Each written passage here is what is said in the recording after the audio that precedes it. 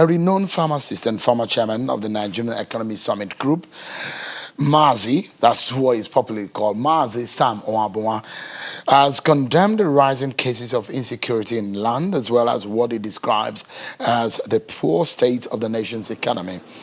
Ohuabunwa, who was speaking shortly after picking his expression of interest from in Abuja, calls for the total rejigging of the nation's security apparatus. He also lists areas of interest he hopes to focus on if elected president in 2023. Our focus is to turn Nigeria into an investment heaven, where there will be foreign investment and local investment will be promoted by a combination of a strong foreign investment inflow and local investment motivation. We will create businesses, we'll create programs, we'll create projects, because investments create businesses, create programs, and create projects. These programs, projects, and businesses will create jobs.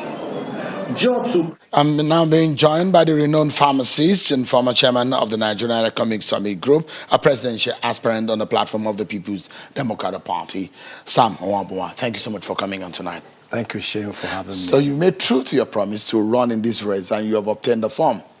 I'm not a kid. When you see an old man standing in the sun in a hot afternoon, you just don't go and tell him, old man, get out of the sun. Because he knows it's on and he knows the heat. What you can do is say, Baba, I hope all is well. Because an old man does not come out in the sun except what has sent you to the sun, Mr. Ohuabunwa? Just the discussions you were having with Senator Alain Dume. I empathize with Alain Dume because he tries to restrict himself. You know, he once in a while he sets free, but he comes back because he's in a government, he's in a party that has failed the nation. And I think we need to come to that conclusion that they have done their best. But when your best is not good enough, as he has said, we need to admit it and then ask for help, seek help. So I'm here to offer that help. And you perhaps have seen yourself becoming Nigeria's president. Maybe in your inner mind or in your dreams at some point you have sat on the chair as the president of the Federal Republic of Nigeria. That's happened to you a few times in your imagination, isn't it? Correct. And the question is that, do you see this happening really, for real? It's going to manifest in 2023 by the grace of God. Because things happen. And they happen first because you have an inner conviction. You have the capacity and the capability. You feel able. A problem is persisting. A problem is becoming chronic. Our economy degenerating. Poverty is climbing the hills. Joblessness is filling the nation.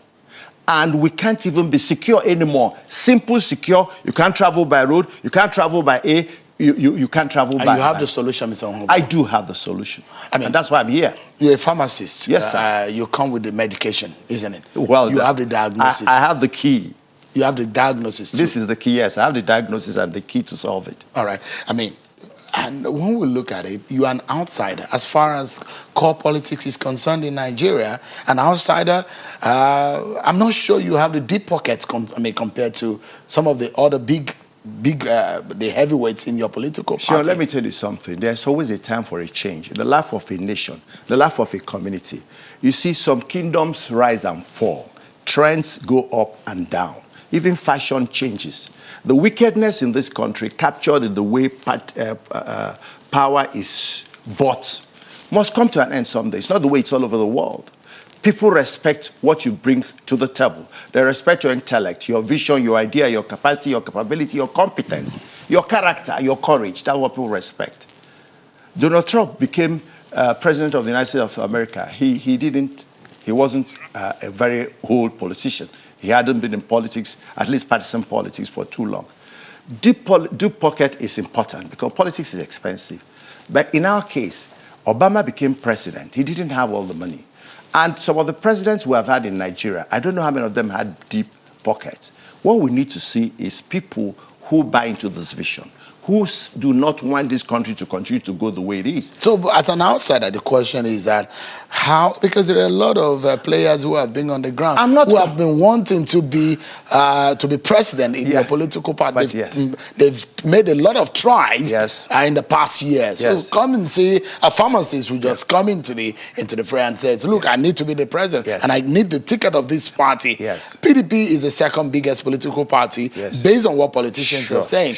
What gives you the confidence that you can beat the likes of Peter Obi, the likes of Nyesom Wike, the likes of Atiku Abubakar, Bukola Saraki, to mention but a few? Yeah, what gives me the confidence is that if you look at my profile, if you look at what I'm coming, my vision, the character that I come to this job, you will begin to see that I compare favorably. Because it is not how long you've been at a job, and if your productivity is mediocre, if your output is not sufficiently exciting, the length of service is not very important. Your experience in the job is not as important as your ability to achieve and come out with quantifiable, measurable outcomes. And you think you're better than some of those who are on the ground? I believe that it is the choice of the party, the members of the party, and eventually the citizens of Nigeria. What is your followership locally? Because all politics, they say, are local. Yeah. The issue, because that will matter. You need the delegates. Yeah, the issue is that those that will I'm not vote for as you. New to politics as you may sound. I mean, politics is not a profession. I was serving in my private sector capacity and doing advocacy, but also being politically active and sensitive, playing political roles. I didn't join PDP yesterday. You didn't see me going to join PDP. I've been a PDP member many years back. I've played roles in PDP. I've served on the board when Obasanjo was in power, when Jonathan was in power, Yar'Adua was in power, or even until recently. I have been involved in governance. Been around. Yes, the issue is that when you see a football team, you see 11 people on the field. They're not all the people that are involved in that team. A large number are behind that. They are coaches or support staff or reserve or those on the bench. I have been politically active, but I have taken the advocacy route in my politics, in advocating. I didn't think everything could be achieved by competitive politics, because it has not worked. No. So right now, I have a strong following, and I believe that I compare favorably because Nigerians are looking for something fresh. They're looking for somebody with a solution. How can you have what we have today and you see the people who are part of it and you think they can change the situation? How are they going to change it? Mr. Ohuabunwa, I intentionally did not go into the meat of what you intend to do because of our time. And I'm hoping that you need to find time so that we can sit down for a longer time and discuss the Mazi Sam Ohuabunwa's agenda in wanting to become Nigeria's president. You need to find that time. I'm pleading on behalf of my viewers tonight. Thank you so much for coming tonight, and I wish you the very, very best. Thank you, Thank you so much. I'm willing any day you call me to be back. Thank you so much. Thank you. It will be good to have you back. Thank you. Well, that's how far we can go tonight on the program. Many thanks for watching, everyone. I'm Sean Kimale. Bye-bye.